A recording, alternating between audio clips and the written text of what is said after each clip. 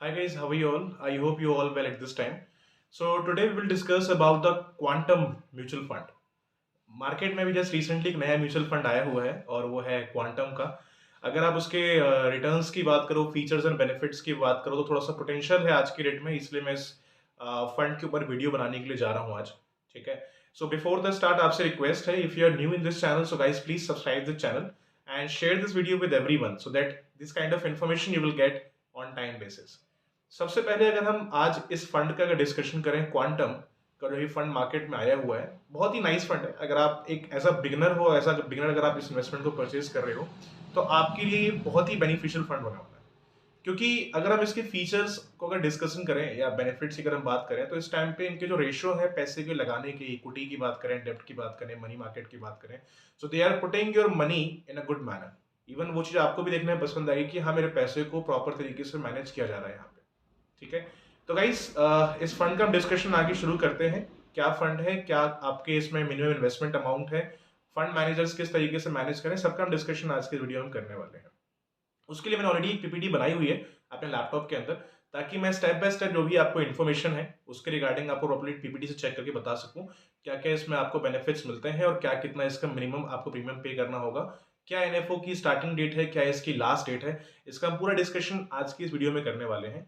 आपसे बस एक ही रिक्वेस्ट है मेरी, प्लीज इस वीडियो को स्टार्टिंग से लेकर एंड तक जरूर देखना, बिकॉज वीडियो बहुत लंबा नहीं होने वाला. It will take hardly 7 to 10 minutes, मतलब इतने में ऑलमोस्ट ये वीडियो कंप्लीट हो जाएगा. ठीक है. तो उसमें एटलीस्ट ये है ना कि अगर आप बीच में कुछ अगर आप स्किप कर देते हो कोई चीजों को, तो माइट भी आने वाले टाइम आपको प्रॉब्लम ना हो. That is why you watch this video full, ताकि जो भी इंफॉर्मेशन है आपको डीपली इसके बारे में मिलती रहे. ठीक है. सबसे पहले अगर हम फंड की बात करें तो फंड है क्वांटम का मल्टी एसेट एलोकेशन फंड. आप गूगल जा सकते हैं, गूगल जाकर सर्च कर सकते हैं quantum multi asset allocation fund. आपको ऑटोमेटिकली इसकी सारी इन्फॉर्मेशन इवन वहां से मिल जाएगी, मल्टीपल वेबसाइट्स के ऊपर. इवन काफी बैनर भी इस टाइम पे इस फंड के लगे हुए हैं, बिकॉज ये एज अ एनएफओ है.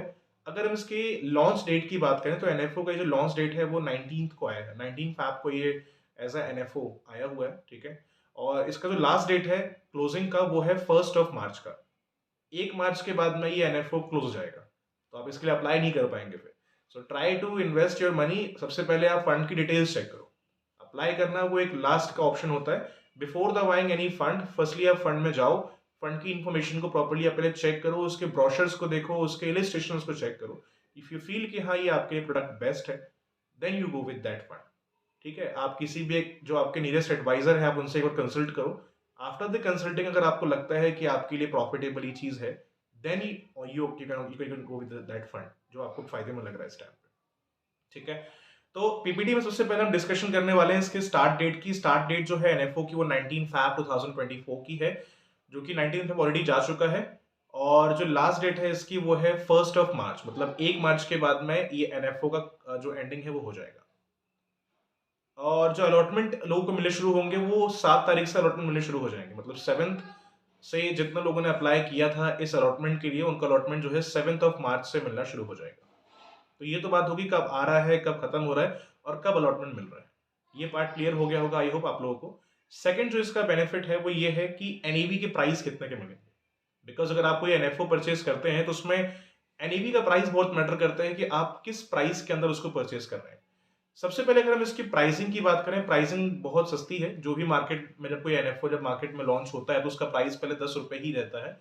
और ये भी जो फंड आया हुआ है इस टाइम पे, इसका जो एनईवी का प्राइस है इट्स ओनली 10 रुपीज. मतलब अगर आप इसमें इन्वेस्टमेंट करते हैं तो आपको 1 यूनिट के लिए जो वैल्यू यहाँ पे पे करनी पड़ेगी वो 10 रुपीज का अमाउंट आपको पे करना पड़ेगा. मतलब एक एनईवी का जो प्राइसिंग इसका अभी है वो 10 रुपए का प्राइस चल रहा है.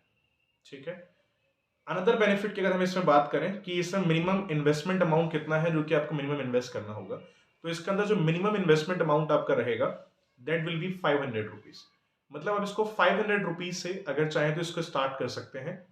क्योंकि इन्वेस्टमेंट में एक चीज बहुत मैटर करती है, देयर आर मेनी पीपल जिनका बजट समटाइम इतना हाई नहीं होता है, उनको बहुत स्मॉल अमाउंट से इन्वेस्टमेंट करना होता है. या ऐसे टाइप के लोग भी होते हैं जो ऑलरेडी इन्वेस्टमेंट हाई अमाउंट से कर रहे हैं, बट थोड़ा बहुत छोटा इन्वेस्टमेंट वो सर्च कर रहे हैं कि मैं छोटे मोटे अमाउंट से अपने लिए, अपने फैमिली में किसी के लिए छोटी मोटी इन्वेस्टमेंट चालू कर सकूं.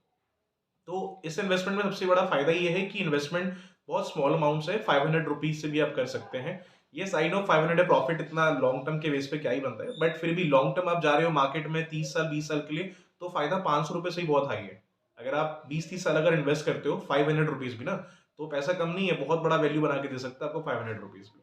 बट स्टिल अगर हम इन्वेस्टमेंट पॉइंट ऑफ व्यू से अगर देखते हैं, अगर हम कम से कम अगर इन्वेस्टमेंट की बात करें, तो इसका अभी 500 रुपए का प्रीमियम है, जो आप मिनिमम 500 रुपीज दे करके इसमें अपनी इन्वेस्टमेंट को आप शुरू कर सकते हैं। ऑलराइट, सेकेंड बेनिफिट जो है, जो मैंने इस पीपीटी के अंदर ऑलरेडी क्रिएट किया है, दैट इज योर फंड। आप जो फंड में इन्वेस्टमेंट करने जा रहे हैं, उस फंड के अंदर किस तरीके से आपके पैसों को मैनेज किया जाता है। तो गाइस, इसके अंदर आपका गोल्ड इंस्ट्रूमेंट्स भी अवेलेबल है, आपका इक्विटी भी है इसके अंदर अवेलेबल, डेब्ट और मनी मार्केट भी अवेलेबल है। दैट मीन अगर एग्जाम्पल से हम समझते हैं, आप जो भी इसमें अमाउंट अपना इन्वेस्ट करते हैं, जैसे अगर आप 1000 रुपीज इन्वेस्ट करते हैं, राइट, तो 1000 रुपीज में से कितना पैसा आपका इक्विटी में लगा रहे हैं, कितना डेट में लगा रहे हैं, कितना मनी मार्केट में लगा रहे हैं, ये सबको जानना बहुत जरूरी होता है। क्योंकि इसी पे डिफाइन होता है कि आपका जो पैसा है वो किस टाइप से ग्रो करेगा आने वाले टाइम में, तेज ग्रो करेगा, स्लो ग्रो करेगा, या मीडियम तरीके से ग्रो करेगा। आई नो सब लोगों को अपने अमाउंट को तेजी ग्रो करना है, राइट, तो उसके लिए सबसे ज्यादा हमें रेशियो इक्विटी का लेना इंपॉर्टेंट है। अगर अपने अमाउंट को आप तेजी में ग्रो करना चाह रहे हो, so you have to select the equity option. तो इसमें अगर हम इक्विटी के रेशियो की बात करें, तो इक्विटी का रेशियो इन लोगों ने ऑलमोस्ट 80% का इन्होंने कम से कम रखा हुआ है। मतलब इक्विटी के अंदर जो इतना अमाउंट आपका इन्वेस्ट करेंगे, they will put at least 80% something amount. कुछ पैसा आपका 10% समथिंग इन्वेस्ट करेंगे ये लोग आपका डेप्ट के अंदर भी। जैसे गवर्नमेंट सिक्योरिटीज की बात करें, जो डेप्ट फंड्स होते हैं, बेसिकली डेप्ट रेशियो हम कह सकते हैं, जो लो रिस्क में आते हैं, उसमें इतना रिस्क हाई नहीं होता है। बट वी कैन से आपने अगर 1000 रुपए का डाला है, तो इक्विटी के अंदर अगर 80% डाल रहे हैं, तो इक्विटी आपका प्रॉपर हाई रिस्क हो जाता है, जहाँ पे आपका रिस्क भी हाई लेवल का है और रिटर्न भी उतना हाई लेवल का रहेगा वहाँ पे। लेकिन जो वो डेप्ट के अंदर डालते हैं, वहाँ पे रिस्क थोड़ा सा कम होता है आपकी इक्विटी के मुकाबले में। तो 10% समथिंग डाल रहे हैं आपका डेप्ट के साइड में, मनी मार्केट, एंड जो 10% आपका डाल रहे हैं, it's going in gold instruments we can say. तो ये इनका स्ट्रैटेजी है जिस टाइप से पैसों को आपको मैनेज कर रहे हैं। बट अगर आपका मोटो ये है कि मुझे एक लॉन्ग टर्म के हिसाब से, शॉर्ट टर्म के हिसाब से मुझे ग्रोथ इसमें हायर बनाना है, तो इसके अंदर सबसे अच्छी बात यह है कि इन्होंने जो इक्विटी का रेशियो रखा है, वो सबसे हायर इस टाइम पे इक्विटी का रेशियो रखा है, जिससे कि आपके ग्रोथ को जंप मिलने में इतना लंबा समय नहीं लगेगा। मतलब 3-4 साल, 2 साल के अंदर में एक आपको अच्छी ग्रोथ इसमें दिखनी शुरू हो जाएगी, अगर मार्केट जिस तरीके से चल रहा है अगर वैसा चलता रहा तो।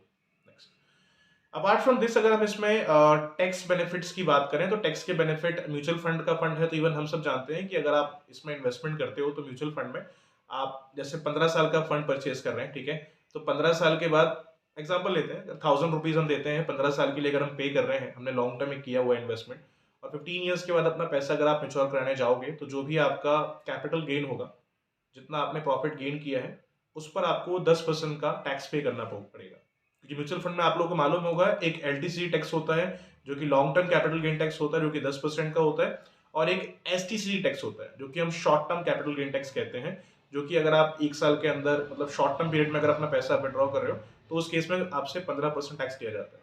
बट जो एलटीसी का रेट चल रहा है वो 10% का है। तो हमने जो एग्जाम्पल लिया है 15 साल का, आपने 15 साल का अगर मान लो फंड परचेज किया अपने लिए, 15 साल के बाद अगर आप विड्रॉ कर रहे हो, फॉर एन एग्जाम्पल लेते हैं, आपको प्रॉफिट अगर एक, मतलब 10 लाख बन गया, आपने अगर 500 रुपए से इन्वेस्टमेंट है 1000 रुपीज चालू किया, मान लो आपका वो पैसा जो 1000 रुपये के हिसाब से आपने डाला था, वो 15 साल के बाद मान लो 10 लाख बन गया, तो आपका जो प्रॉफिट रहेगा, उस प्रॉफिट के ऊपर जो आपका टैक्स है 10% समथिंग का, वो लिया जाएगा। बेसिकली टैक्स के इसमें रूल ये होते हैं कि अगर आप म्यूचुअल फंड में अगर इन्वेस्टमेंट करते हो, अगर आपका साल का प्रॉफिट अगर 1 लाख से ऊपर चला जाता है, तो आपका जो अमाउंट है वो टैक्सेबल हो जाता है वहां पे। बट आप 15 साल के बाद अपना पैसा अगर मेच्योर करा रहे हैं, 15 साल के बाद अगर आपकी वैल्यू, अगर प्रॉफिट अगर ज्यादा हो गया है, अगर इंक्रीजेबल है उस टैक्स स्लैब के हिसाब से, तो आपको 10% का टैक्स वहां पे करना पड़ेगा। बाकी फिर भी अगर आप इन्वेस्टमेंट करने जाओगे, तो फर्स्टली एक बार आप इनकी जो एप्लीकेशन, इनकी वेबसाइट है, प्रॉपर्ली इन पर अगर आप चेक करना, और टैक्स का पूरा इन्फॉर्मेशन वहां डीपली वो देते हैं मेंशन करके, उसके अंदर आप चेक कर सकते हैं कि अपना जो पैसा मैं इसमें इन्वेस्ट करने जा रहा हूँ, कितना पैसा मेरा लगाया जा रहा है, क्या एक्सपेंस रेशियो है इसके अंदर अवेलेबल है, और एक्सपेंस रेशियो के अलावा क्या मुझे टैक्स यहाँ पे देना पड़ेगा। टैक्स की पूरी इन्फॉर्मेशन वहां पे होती है, तो पहले आप उसको पढ़ें, अंडरस्टैंड करें, then only you go with this fund. ठीक है, तो मेच्योरिटी बेसिकली इसमें टैक्सेबल होगा, अगर आप 15 साल 20 साल के बाद जो भी आपका मेच्योरिटी बनता है, एलटीसीजी इसमें लगेगा 10% का आपका। ठीक है, जो भी टैक्स रूल है अगर उसको आप क्रॉस कर देते हो तो उस बेसिस पे। ऑलराइट, अपार्ट फ्रॉम दिस, इसमें आपका एग्जिट लोड है, अगर आप मान लो विद इन 90 डेज में अगर अपना पैसे इसमें से अगर विड्रॉ कर देते हैं, तो आपको इसमें एग्जिट लोड पे करना पड़ेगा, जो कि 1% का एग्जिट लोड रहेगा। ठीक है, मान लो आपने 90 डेज के अंदर आपने आज लिया, और फॉर एन एग्जाम्पल आप 1 महीने बाद ही विड्रॉ करने चले गए, तो इन्होंने ये कहा है कि विद इन 90 डेज के अंदर अगर आप अपना पैसा भी इसमें से विड्रॉ करते हो तो वहां पर आपको जो एग्जिट लोड पे करना पड़ेगा वो 1% का आपको एग्जिट लोड यहाँ पे पे करना पड़ेगा। बाकी प्रोडक्ट बेस्ट है। अगर हम इसके एक्सपेंस रेशियो की बात करें, इन्होंने एक्सपेंस रेशियो इतना अभी मेंशन कहीं किया नहीं है, बट म्यूचुअल फंड का फंड है तो ऑब्वियसली एक्सपेंस रेशियो इतना हाई नहीं रहेगा शायद, बट वो आपको मालूम पड़ जाएगा कितना का एक्सपेंस रेशियो है। बट रफली अब तक जो म्यूचुअल फंड आ रहे हैं, जो एनएफओज ऑलरेडी आए हैं, तो आप उतना इसका भी एक्सपेक्ट कर सकते हैं। थोड़ा बहुत ऊपर नीचे हो सकता है, बट ऑलमोस्ट आप उतना एक्सपेक्ट कर सकते हैं जो अभी के अदर फंड्स आए हैं, बिकॉज म्यूचुअल फंड के एक्सपेंस रेशियो इतने हाई नहीं होते हैं। ठीक है। अपार्ट फ्रॉम दिस, इस वीडियो में मैंने ऑलरेडी सब कुछ क्लियर कर दिया है क्वांटम का जो फंड अभी आया है उसके ऊपर। बट स्टिल अगर कोई डाउट एंड क्वेरीज अगर माइंड में रहती है रिगार्डिंग द सेम थिंग, अपना जो क्वेश्चन है आप कमेंट में रेज कर सकते हैं। I will try to give the answer as soon as possible of your question guys. ठीक है। जैसे मैंने प्रॉमिस किया था वीडियो 10 मिनट्स में कंप्लीट हो जाएगी, 10 मिनट्स में कंप्लीट हो गई है guys. Thanks to giving your time right now. And अगर आपने चैनल सब्सक्राइब नहीं किया है तो please try to subscribe this channel and share this video with everyone guys. Okay, thanks for watching this video guys. Have a nice day.